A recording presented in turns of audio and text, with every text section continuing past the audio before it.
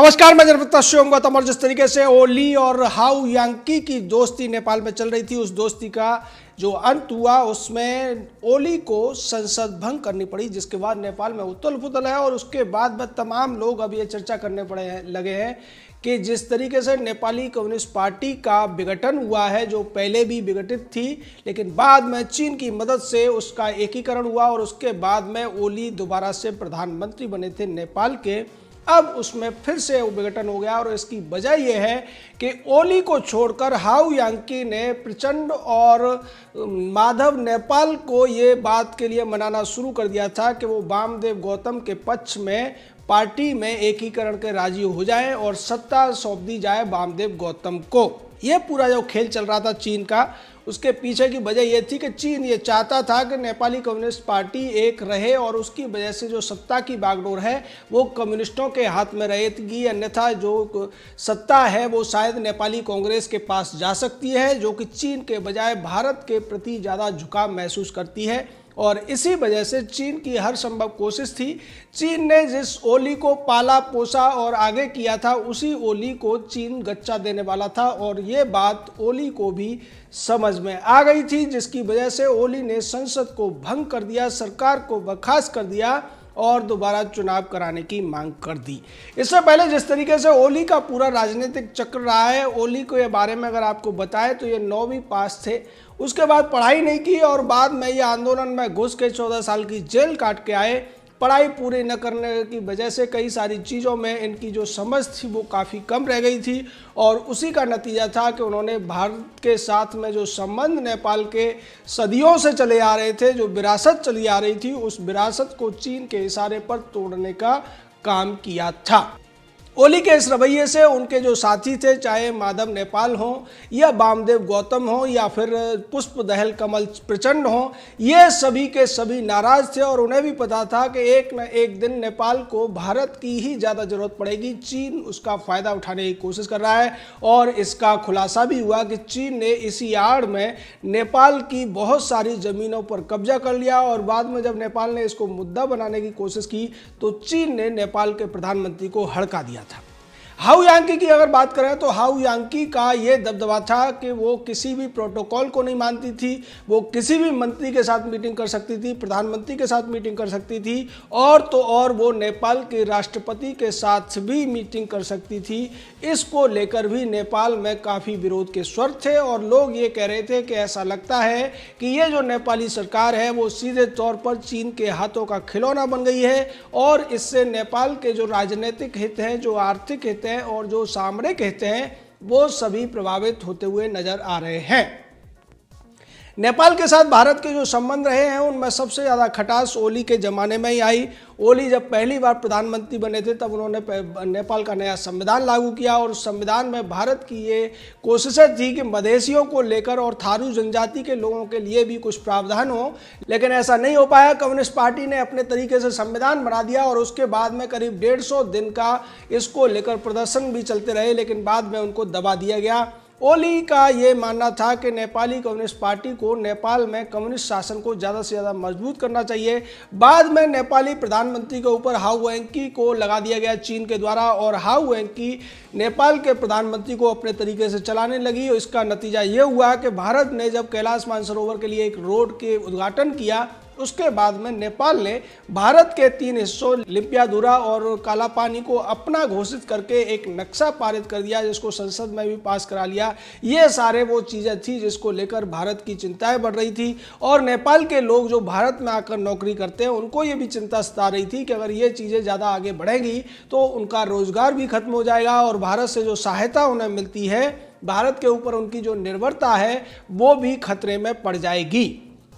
बात की जाए तो भारत की सेना में भी नेपाली गोरखा रेजिमेंट के लोग होते हैं, उनको वरीयता दी जाती है सेना में, उनको तमाम वो सहूलियतें मिलती हैं, अलग से छुट्टियों में भी कुछ रियायतें मिलती हैं। ये सारी चीज़ें होने की वजह से नेपाल में एक और मांग आगे बढ़ रही थी कि नेपाल में दोबारा से राजतंत्र की स्थापना हो और इसको लेकर छोटी छोटी पार्टियां कई जगह पर प्रदर्शन कर रही थी। उनकी कोशिश ये है कि नेपाल की कम्युनिस्ट पार्टी ने जिस तरीके से लोकतंत्र के बहाने नेपाल को बर्बाद करने की कोशिश की है, नेपाल को एक हिंदू राष्ट्र से धर्मनिरपेक्ष राष्ट्र राष्ट्र बनाने की जो उनकी साजिश थी उसको वो आगे बढ़ा रहे हैं। उसके बाद में नेपाल का जो अपना अस्तित्व है, जो इतिहास है, वो पूरी तरह से नष्ट हो जाएगा। इसलिए नेपाल को दोबारा से राजतंत्र बनाने की जरूरत है और उसके द्वारा नेपाल की विरासत को बचाया जा सकता है, इतिहास को संजोकर रखा जा सकता है। इस वजह से भी नेपाल में ओली का काफ़ी ज़्यादा विरोध हो रहा था और बाद में प्रचंड ने भी ये कह दिया था कि ओली के जो काम करने के तरीके हैं हम उनसे सहमत नहीं है। ये करीब 6 महीने से पूरा का पूरा मामला चल रहा था,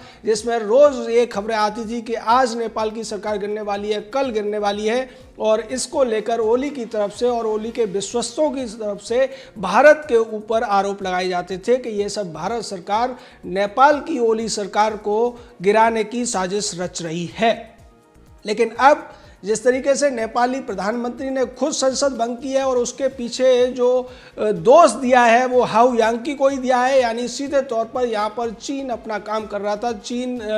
नेपाल को अपने तरीके से इस्तेमाल करने की कोशिश कर रहा था। भारत की चिंता यही थी कि एक मित्र राष्ट्र जो भारत का छोटे भाई के तरह से जाना जाता था वो आज चीन के हाथों में खेल रहा है और इसकी वजह से भारत के जो सामरिक हित हैं उनको नुकसान हो सकता है। इसकी तैयारी में भारतीय सेना लगी हुई थी और भारतीय सेना को यह भी करना पड़ रहा था कि अब नेपाल की सीमाओं पर भी चौकसी बढ़ाने के लिए नए सिरे से तैयारियों में भारतीय सेना को जुटना पड़ रहा था, क्योंकि अब तक नेपाल के साथ जो भारत की सीमा थी उसको पूरी तरह से खुला रखा गया था। लेकिन चूंकि नेपाल के रास्ते चीन अपनी गतिविधियां बढ़ाना चाह रहा था और नेपाली सेना के साथ में चीनी सेना भी जिस तरीके से घालमेल कर रही थी, उसके बाद भारत की जो स्थिति थी वो उसे बेहतर बनाने के लिए सेना ने तमाम जो क्षेत्र थे जो नेपाल से सटे हुए थे उन पर चौकसी बढ़ाई और उसके बाद में नेपाल पर फिर दबाव पड़ा। और इस बात को नेपाल के जो दूसरे नेता थे, जो पहले प्रधानमंत्री भी रह चुके हैं, चाहे प्रचंड हों या दूसरे लोग हों, ये सब भी समझ रहे थे और उन्हें यह लगता था कि ओली हाउ यांकी के इशारों पर बहुत ज़्यादा शक्ति दिखाकर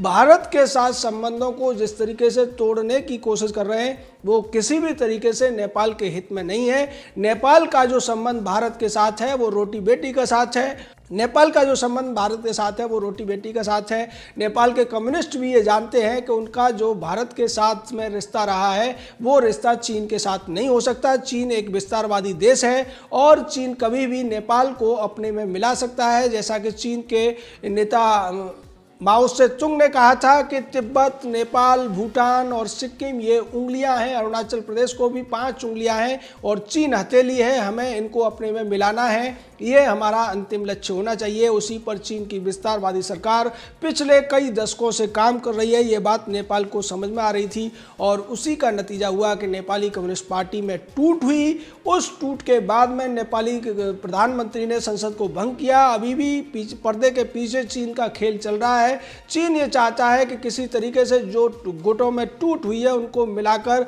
फिर से सत्ता की बागडोर वामदेव गौतम या किसी अन्य कम्युनिस्ट को दे दी जाए और उसके माध्यम से चीनी एजेंडा नेपाल में आगे बढ़ता रहे।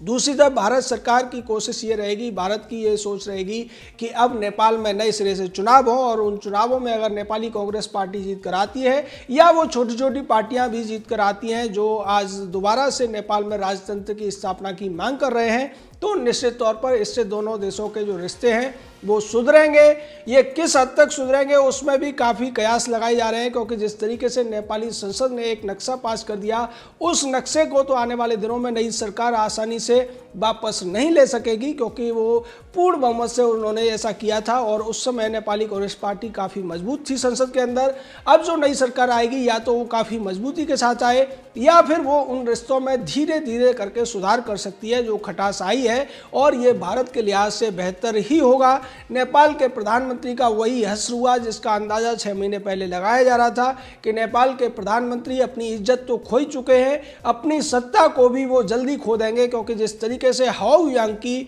चीन के राष्ट्रपति शी जिनपिंग के इशारे पर नेपाल की पूरी सत्ता को अपने हाथों से चला रही थी, अपने तरीके से नेपाल के जो व्यवस्थाएं थी उनमें परिवर्तन किए जा रहे थे और चीन के हितों का बेहद खास ध्यान रखा जा रहा था। ये बहुत बड़े स्तर पर हो रहा था जिसका प्रदर्शन भी हो रहे थे, जिसके खिलाफ लोग सड़कों पर भी निकल रहे थे और लोगों का ये कहना था कि ऐसा लगता है कि हाउ यांकी के ही घर से नेपाल की सरकार चल रही है और ओली ने अपनी पूरी की पूरी जो जिंदगी है वो अब हाउ यांकी के इशारों पर लगा दी है।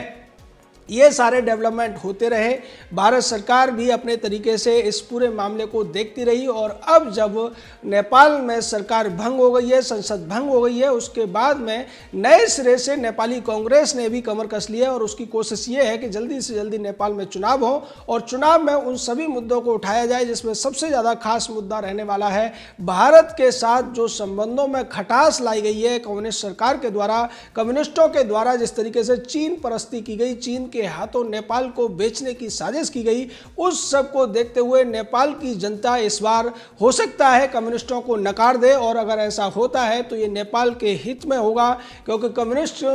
की सत्ता की वापसी तो नहीं हो सकती, लेकिन उससे ज़्यादा जरूरी ये है कि जो दूसरी पार्टी सत्ता में आए उसके पास इतना बहुमत हो कि वो संसद में अपने तरीके से बिलों को पास करा सके और जो कुछ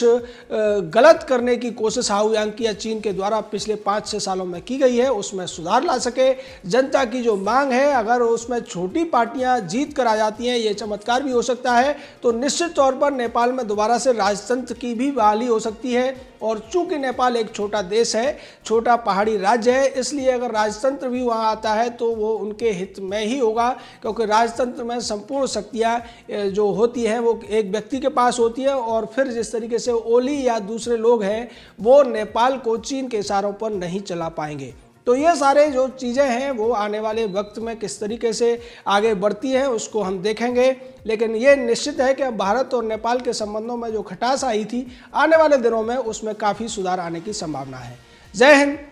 जय भारत।